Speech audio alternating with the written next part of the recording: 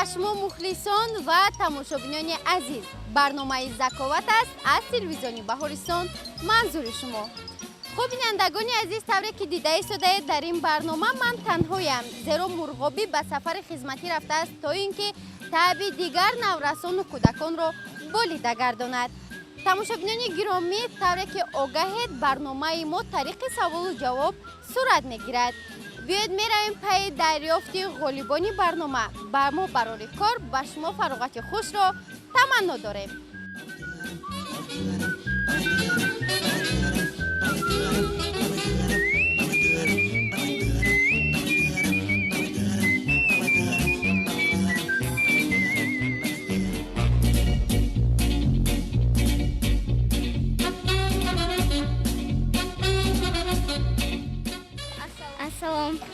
السلام.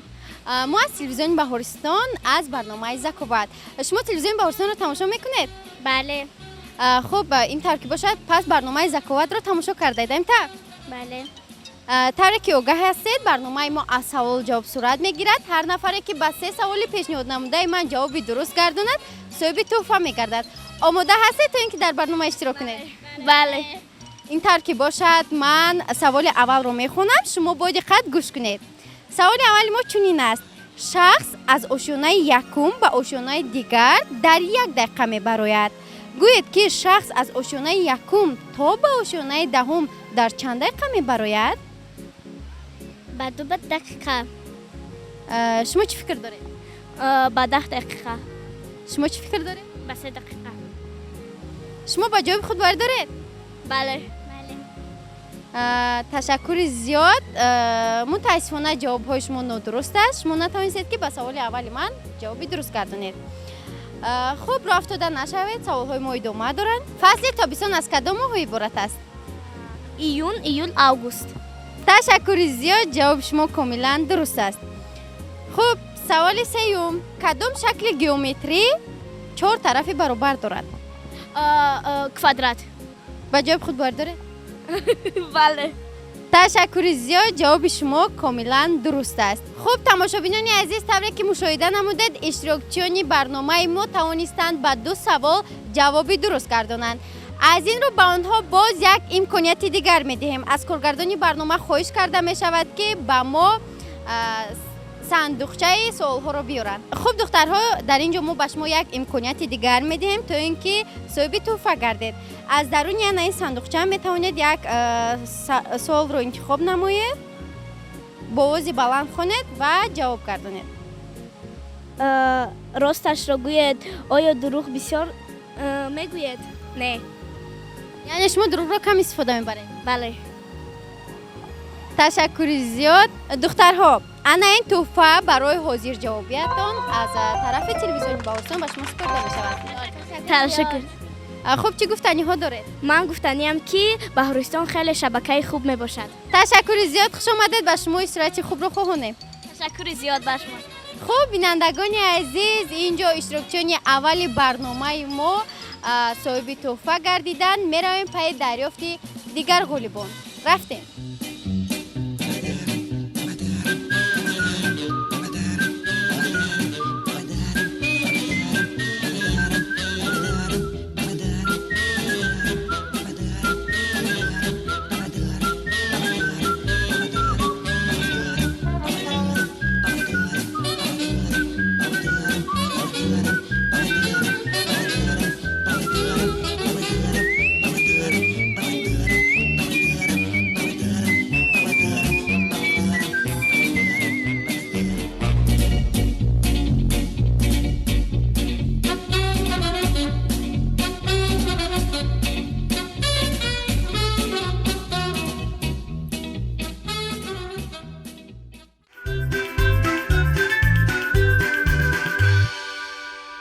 بینندگان گرامی، برای آنکه برنامه‌مون باز هم جالب‌تر گردد ما تصمیم گرفتیم که برنامه امروزمون رو در هر گوشه پایتخت عزیزمون شهر دوشنبه ثبت نماییم. خوبید با هم میرویم پی دریافت اشتراکچیان. با برنامه زکاوت بودن را فراموش نسازید. رفتیم.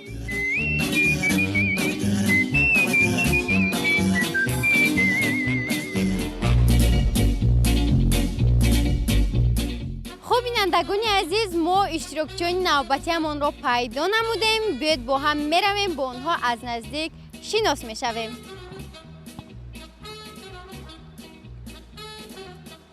السلام. نام شما چی؟ من ارزوبک میباشم. نام شما چی؟ احرام. ارزوبک و احرام. خب ما از تلویزیون بهارستان از برنامه زکاوت. برنامه ما از سوال جواب عبارت است. هر نفری که به 3 سوال پیشنهاد نموده من جوابی درست گرداند صاحب تحفه میگردد. آماده هستید تا اینکه در این برنامه اشتراک کنید؟ بله. شما چی؟ بله. خب این طور که باشد سوال اول رو من میخونم شما با دقت گوش کنید. سوال اول چنین است: در یک عائله همگی 7 برادر است. آن برادران یکتاگی خواهر دارند. گویید که در عائله چند تا خواهر است؟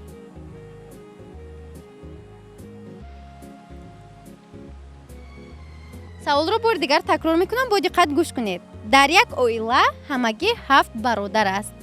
آن برادران یکتاگی خواهر دارند. گویید که در عائله چند تا خواهر است؟ یک تا. چخیل کمی شهر داده میتونید؟ چخیل شما از کجا پی بردید که 7 برادر یک خواهر دارند؟ در یک عائله یک دختر است و 7 پسر.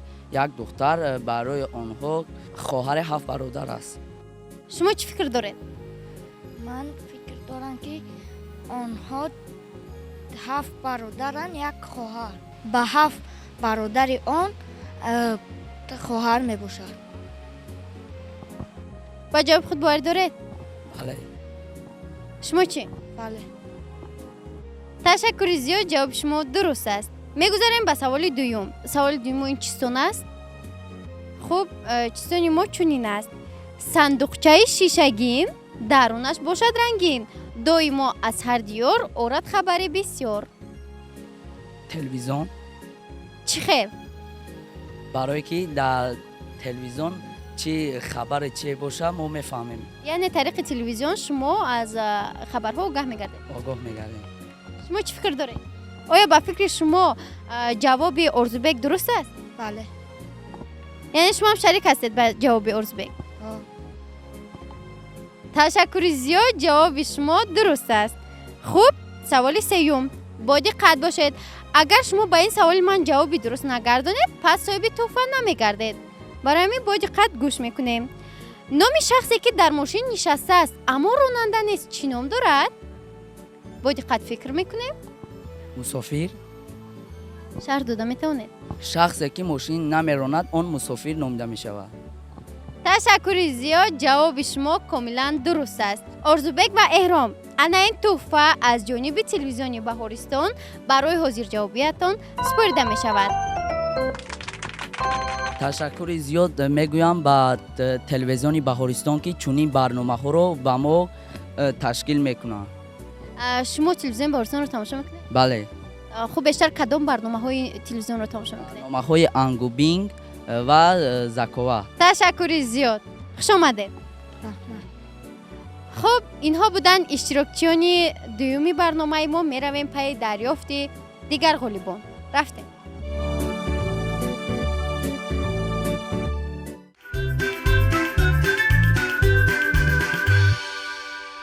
السلام. السلام. نام شما چی؟ عبدالله. نام شما؟ سنت الله. عبدالله، شما چند سال هستید؟ 12 ساله. شما چی سنت الله؟ 11 ساله. خب عبدالله و سنت الله، ما از تلویزیون بهارستان از برنامه زکاوت. شما تلویزیون بهارستان رو تماشا میکنید؟ بله. پس این طور که باشد بیان برنامه زکاوت رو نیست تماشا کرده؟ بله. خب طوری که آگاه هستید برنامه ما از سوال جواب عبارت است. هر نفری که به 3 سوال پیشنهاد نموده ما جوابی درست میگرداند صاحب تحفه از جانب تلویزیون بهارستان میگردد. آماده هستید تا برنامه رو شروع کنیم؟ بله. بله. سوال چنین است: در طبقچه 4 دانه سیب بود. یک تاش رو گرفتیم، به 4 قسم تقسیم کردیم و باز به جایش گذاشتیم. گویید که در طبقچه چند دانه سیب باقی ماند؟ در طبقچه باز همان 4 سیب باقی ماند. شما چی فکر دارید؟ 4 سیب ماند. از کجا پی بردید که آخر ما یک تاش رو گرفتیم به 4 قسم تقسیم کردیم کو؟ برای آنکه ما وقتی که سیب را گرفتیم و با چهار قسم تقسیم کردیم و آن را باز گذاشتیم فرقیت یگان خیلی نیست. سیب حالا هم در جای خود ایستاده است. آفرین، احسن به شما. جواب شما کاملا درست است. از این پای برده می شود که اشتراکچیان نوبتی ما خیلی زیرک و دانا هستند. خب میگذاریم به سوال دوم. هنگام به خود جمع نمودن و به خود ضرب زدن یک رقم جواب یک خیل حاصل می شود. گوید که این کدام رقم است که هم به خودش جمع کنیم حاصل یک است، هم ضرب کنیم حاصل یک است. صفر را با صفر ضرب زنیم جوابش صفر میبره و صفر را باز با صفر جمع هم کنیم صفر با جواب صفر میبره. شما فکر مرا رو درست فهمیدید. باری دیگر من به شما میفهمونم. این کدام رقم است که هم به خود جمع کند حاصل یک است، هم ضرب کند حاصل یک است. کدام رقم است که هم ضرب کند به خودش حاصل یک، هم جمع کند حاصل یک؟ حاصل به معنای یک، این رقم یک نه، یعنی جوابهایشان یک خیل است. هم در ضرب یک خیل است، هم در جمع. این دو میباشه. خوب، کمی به ما شرح داده میتونید؟ برای آنکه ما دو رو هم با دو ضرب زنیم 4 میشود و دو رو با دو هم جمع کنیم 4 میشود. احسن به شما. واقعا هم جواب شما درست است. خب سوال آخران. اگر شما به این سوال جوابی درست گردوندن نتوانید صاحب تحفه نمیگردید. برای همین آماده شوید، با دقت باشید. قهرمان اساسی اثر مکتب کهنه صدرالدین عینی کیست؟ صدرالدین عینی؟ شما این اثر رو مطالعه کرده اید؟ این اثر رو من کم خواندم در کتابخانه ملی. خب قهرمان اساسی مکتب کهنه صدرالدین عینی کی بوده؟ صدرالدین عینی خودش. میتونید کمی به ما این اثر رو نقل کنید تا ما باوری حاصل کنیم که جواب شما درست است. بله، برای آنکه صدرالدین عینی روز میگوید که در مکتب آنها معلم بود که از بازار کتاب ها می آورد و وقتی که یک روز و در مابین همان کتاب های آورده که آن می فروخت و کتابچه را دید که در آن خرد بود و آن را هیچ کس اهمیت نمیداد و آن معلم آن را گرفته به یک سو ماند و صدرالدین عینی آن کتابچه را گرفت و آن را خواند و چنان آن کتاب را دوست داشتی از ذوقش و آن کتاب را فقط میخواند و از این کتاب‌های خونده‌شون در چندها برنامه‌ها اشتراک میکرد. این کتابچه تزگویک ها بود و از این کتابچه ها خیلی هم تزگویک های زیاد را ازیاد کرد و از این سپس آن در برنامه‌هایی که در مکتب اجرا میشد اشتراک میکرد و در تزگویک ها فقط جایهای نمایان را میگرفت. خب شما میتونید درباره همون لحظه های درس خونیشون کمی به ما نقل کنید؟ در مکتب کهنه صدرالدین عینی جواب اگر نادرست میبود در آنجا آنها تو را با یک چوب دراز میزدند، تو را جزا میدادند و با آن تو را یک دو تا یا سه تا تنبیه میدادند و تو را یک تایی میزدند. عبدالله، واقعا هم شما زیرک و دانا بودید. خب این لحظه برای حاضر جوابی و زیرکی شما از جانب تلویزیون بهارستان به شما تحفه سپرده می شود. خب عبدالله، انا این تحفه برای حاضر جوابیتان از جانب تلویزیون بهارستان به شما تقدیم کرده می شود. احسن به شما. مرحمت. خب سنت الله، انا این تحفه خودکک به شما. عبدالله، چی گفتنی ها دارید؟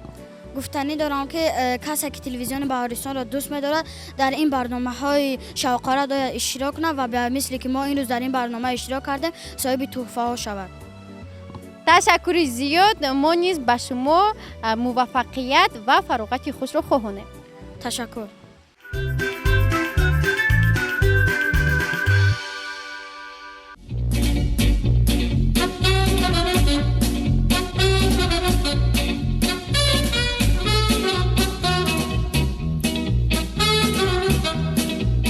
السلام علیکم. سلام. ما از تلویزیون بهارستان از برنامه زکاوت. نام شما چی؟ آیشه. آیشه، شما چند سال هستید؟ 8. آیشه، شما تلویزیون بهارستان رو تماشا میکنید؟ بله. خب از این پای برده می شود که یعنی شما برنامه زکاوت رو تماشا کردید امتا؟ بله. آیشه، شما شعر میدونید؟ بله. میتوانید این لحظه با ما و بیننده های تلویزیون بهارستان قرائت نمایید؟ بله. مرحمت، ما شما رو گوش میکنیم. سحر مرا که خیزان مادرم کی سوی آبی جو خواه مادرم کی چای گرم نوشان مادرم کی کرته به من پوشان مادرم سحر مرا کی مکتب فرستاد مادرم گل به دست من کی داد مادرم به من کیست جان دل مادرم. آفرین. آیشه انا این توفه خردکک از جانب تلویزیون بهارستان به شما برای قرائت شعر زیبا. خوش آمدید. تشکر. خب بینندگان عزیز، برنامه ذکاوت ادامه دارد. ما را همراه باشید.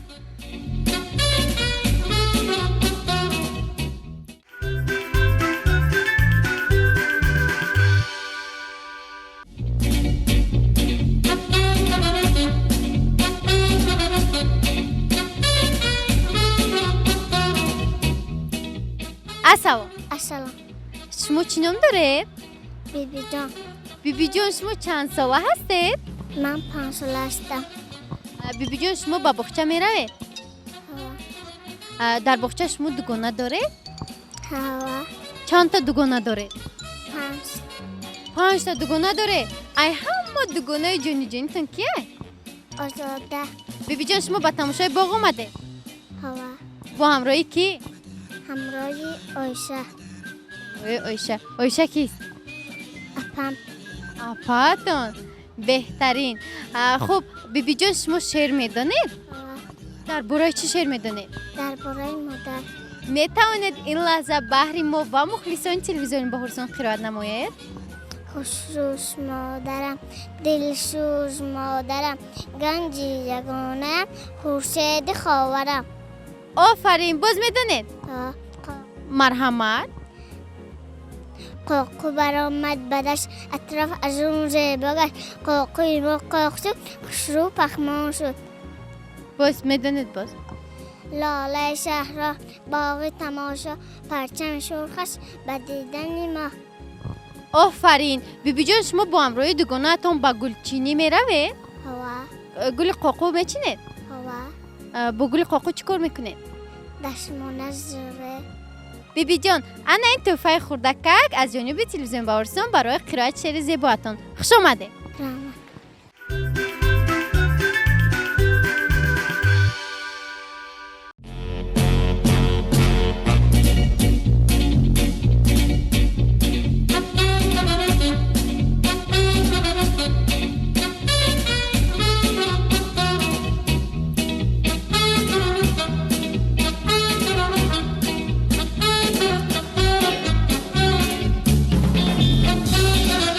السلام علیکم. ما از تلویزیون بهارستان از برنامه ذکاوت. نام شما چی؟ من سلام. سنم. شما تلویزیون بهارستان رو تماشا میکنید؟ بله. خب این طور که باشد از این برمیاد که شما برنامه ذکاوت رو نیز دیده اید طور؟ بله. خب سنم، برنامه ما سوال جواب صورت میگیرد. اگر شما با 3 سوال پیشنهاد نموده من جوابی درست گردانید پس از جانب تلویزیون بهارستان صاحب تحفه میگردید. آماده هستید؟ بله. این طور که باشد سوال اول رو من میخونم شما با دقت گوش کنید. سوال اولی ما چنین است: روز وحدت ملی جمهوری تاجیکستان از کدام سال این جانب تجلیل کرده می شود؟ روز وحدت جمهوری تاجیکستان از 27 میلیون جشن کدام سال؟ 1997. تشکر زیاد. خوب سوال دوم ما چنین است: شخص از آشیانه یکم به آشیانه دیگر در 1 دقیقه میبراید. گویید که شخص از آشیانه یکم تا به آشیانه دهم در چند دقیقه میبراید؟ شخص از آشیانه یکم به آشیانه دهم 9 دقیقه میبراید. شما با جواب خود باور دارید؟ بله. تشکر زیاد. جواب شما درست است. خوب سیوم این چیستون است. با دقت گوش کنید. خودش کلوله درونش کوبک پرد به هر سو سبک و چالک. با فکر شما جواب این چیستون چیست؟ چیستون رو بار دیگر تکرار میکنم. با دقت گوش کنید. خودش کلوله درونش کوبک پرد به هر سو سبک و چالک. توپ. کمی شهر داده میتوانید تا ما باوری حاصل کنیم که جواب این چیستان توپ است. بله. مرحمت. خودش کلوله درونش کوبک میپرد به هر سو سبک است. تشکر زیاد. جواب شما کاملا درست است. خب санамбону ин лаҳза барои ҳозирҷавобӣ ва ба суолҳои мо ҷавоби дуруст гардонидантон аз ҷониби телевизиони Баҳористон ба шумо тӯҳфа супорида мешавад. аз коргардон хоҳиш мекунем ки ба мо тӯҳфа диҳанд. Санам, ташаккури зиёд ки дар барномаи мо иштирок кардед ва ба саволҳои мо ҷавоби дуруст гардонидед. Марҳамат. раҳмати калон. Хуб, Санам, ягон гуфтанӣ доред? ман ба ҳама тамошобинон мегӯям ки ба шабакаи Баҳористон бимонанд. ташаккури зиёд, хуш омадед. хуб, тамошобинони азиз, ин идомаи барномаи заковат аст ва танҳо як тӯҳфаи мо боқӣ мондааст. биёед меравем ва ғолиби охирини барномаамонро пайдо менамоем. рафтем.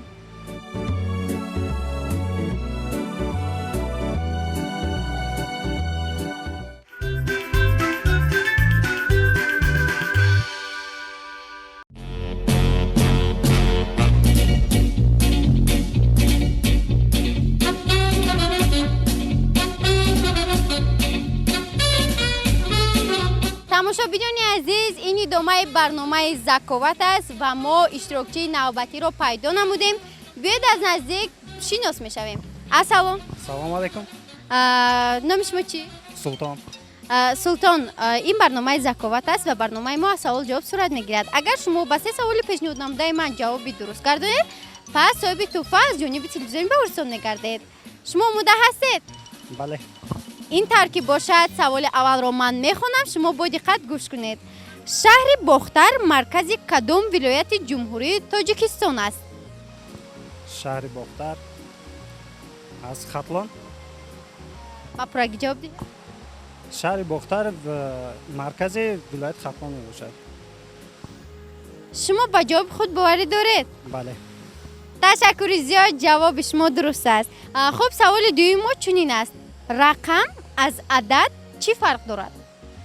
Рақам аз адад фарқаш дар он аст ки рақам аз 0 то 9 ҳисобида мешавад ва адад бошад аз 10 боло. пас фарқ миёни рақам ва адад? Рақам як рақама мебошад, адад ду рақама. ташаккури зиёд ва саволи охирон. дар афсонаи Али Бобо ва Чил роҳзан як калимаи сеҳнок аст. шумо он калимаро дар хотир доред? Симсим дар окша. ташаккури зиёд, ҷавоби шумо комилан дуруст аст. хуб, фикр мекунам ки ин саволҳои ман барои шумо осон ва оддӣ буд. аз ин рӯ мехоҳам ки ба шумо боз як саволи иловагии дигар диҳам. аз даруни ана ҳамин сандуқча як саволро интихоб намоед ва ба овози баланд хонед ки дар он ҷо чӣ навишта шудааст. гирифтем. Қоришканба қаҳрамони кадом асар мебошад? хуб, қоришканба қаҳрамони кадом асар аст? Қоришканба ин асари Садриддин Айни аст ки онро навиштааст ва номаш Марги Судхор мебошад. ташаккури зиёд, аҳсан ба шумо. шумо тавонистед ки ба 4 суоли пешниҳод намудаи мо посухи дуруст гардонед. ин лаҳза барои ҳозирҷавобӣ ва зиракии шумо аз ҷониби телевизиони Баҳористон ба шумо тӯҳфа супорида мешавад. Султон, ана ин тӯҳфа барои ҳозирҷавобӣ ва зиракии шумо аз ҷониби телевизиони Баҳористон ба шумо супорида мешавад. раҳмати калон. чӣ гуфтаниҳо доред? барнома хеле барномаи хуб. Ман бисёр тамошо мекунам аз тарафи телевизиони Баҳористон ва ба дигарон низ мегӯям ки омада дар ин барнома иштирок кунам ва зеҳни худашонро бисанҷам. ташаккури зиёд, ба шумо низ ташаккур мегӯем ки дар барномаи мо омадед, иштирок кардед. хуш омадед. Ташаккури зиёд. саломат бошед.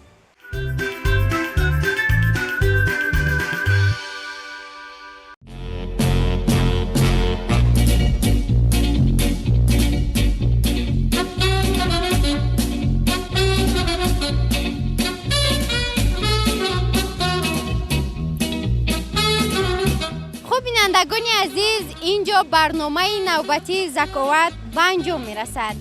бо шумо будем тӯли ин лаҳзаҳо наборбардорони барнома, коргардон ва ман Гулнозаи Булбул. инҷо бо шумо хайру хуш менамоем. хайр, то барномаҳои оянда. худ ва наздиконатонро эҳтиёт намоед. хайр.